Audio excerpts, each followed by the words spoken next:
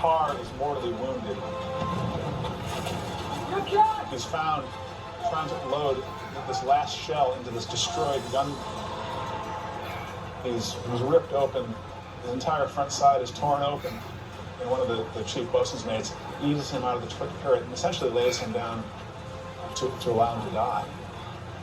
The chief goes about some other business and then comes back to check on Carr. He's not there. The chief goes into the turret again, and here's Carr back in the turret trying to load the breach yet again.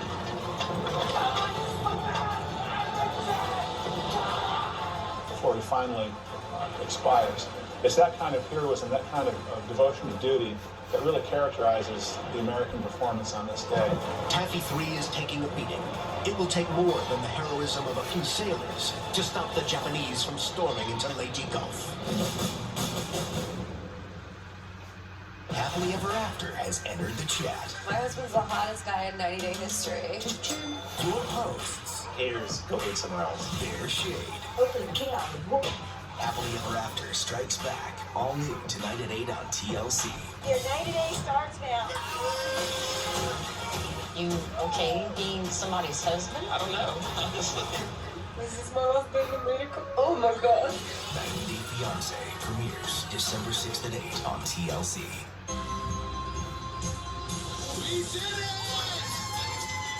Wherever you start, SNHU is where you can finish. And it's it. Yay! Southern New Hampshire University. That's it, Look at that! Master's degree! I did it! I did this for my children. I am very proud of myself. Finish your degree at snhu.edu. Take a piece of chocolate if you're the tallest. Take a piece of chocolate if you're better at eating your vegetables. Take a piece of chocolate if you love sharing.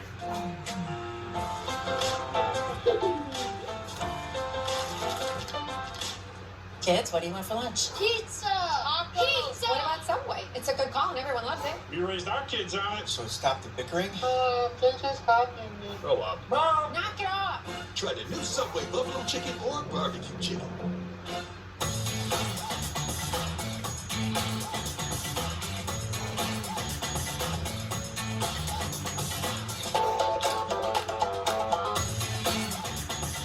Bud Light Seltzer, 5-step filtration for great taste. Jordan, it was not working out. It's too dangerous. I cannot choose any of my mom. Our whole relationship is done. The Other Way, season finale, Sunday at 8 on TLC. So, I think I'm gonna go get my navel pierced today. I'm not big on piercing. If you say don't, I really want to. All new Welcome to Plathville, Tuesday at 10 on TLC.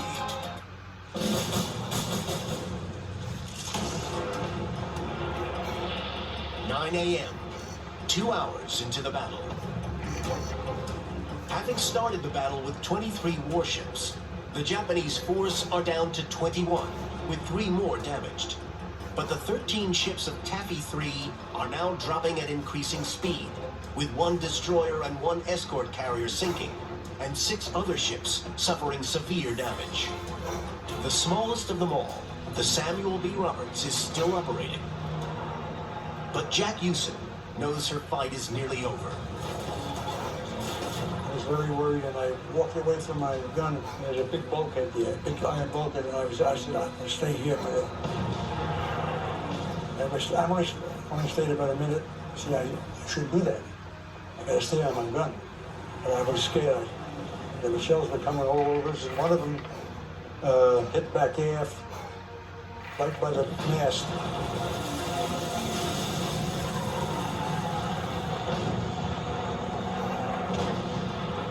And a lot of guys died there.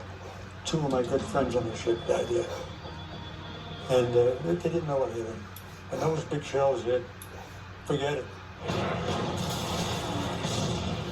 The Roberts is hit heavily. Large Japanese shells open up a hole in the side of the Samuel B. Roberts the size of a semi-trailer. It's a mortal hit. A ship this small simply can't sustain a hit from a battleship.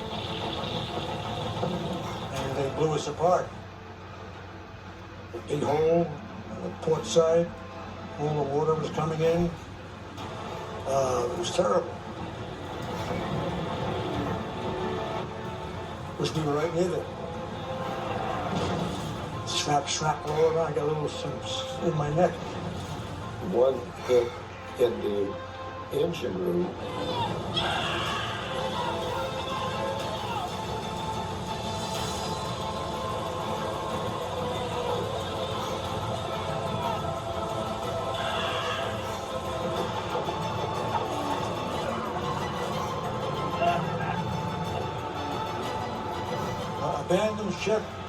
Abandon ship, every man for himself.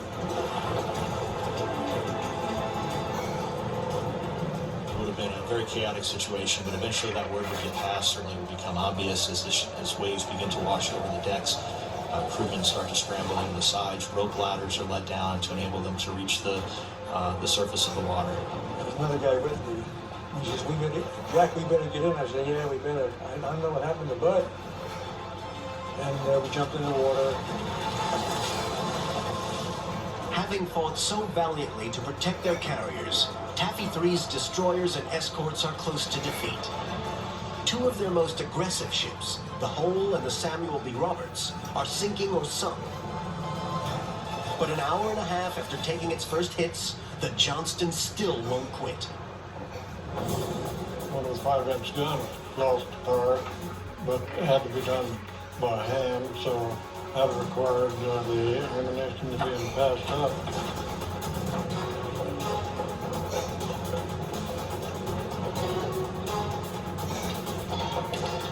The Johnston notices over here a Japanese light cruiser and destroyer is making a torpedo attack, so the Johnston veers off after this new Japanese threat. There was two columns of cruisers. We was in between. The director would have one 5-inch firing on the port side and one on the starboard side. We hit the cruiser and they gave up. They chased us. Then the next thing was their destroyers, and they came in line at us. We gave the first in line, gave them a pretty good peppering.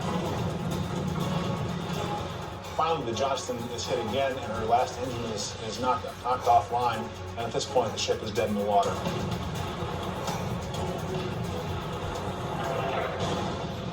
With the Johnston's power gone, she is now a magnet for enemy fire. The Japanese cruisers surround her and revel in the opportunity to shell her to smithereens. About 10 or so, the Johnston went down.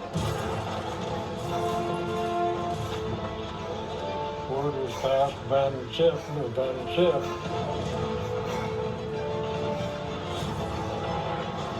There was probably 7 or 8 feet when I jumped off.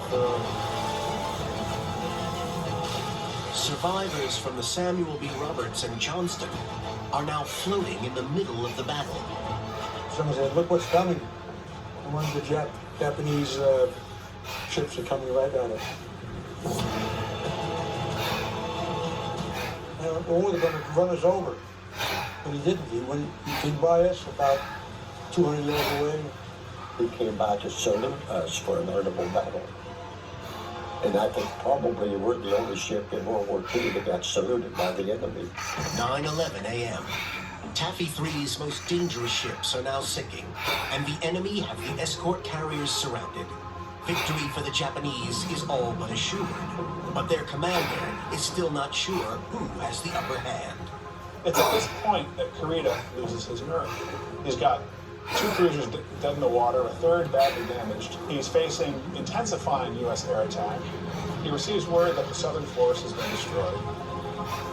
And so at about 9:40, he issues a very fateful order: my course north. He's turning north. He's withdrawing. He's going home. I went into radar, and one of the radar men says they're leaving.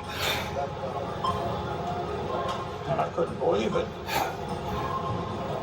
And he pointed it out to me, and you could see the gap between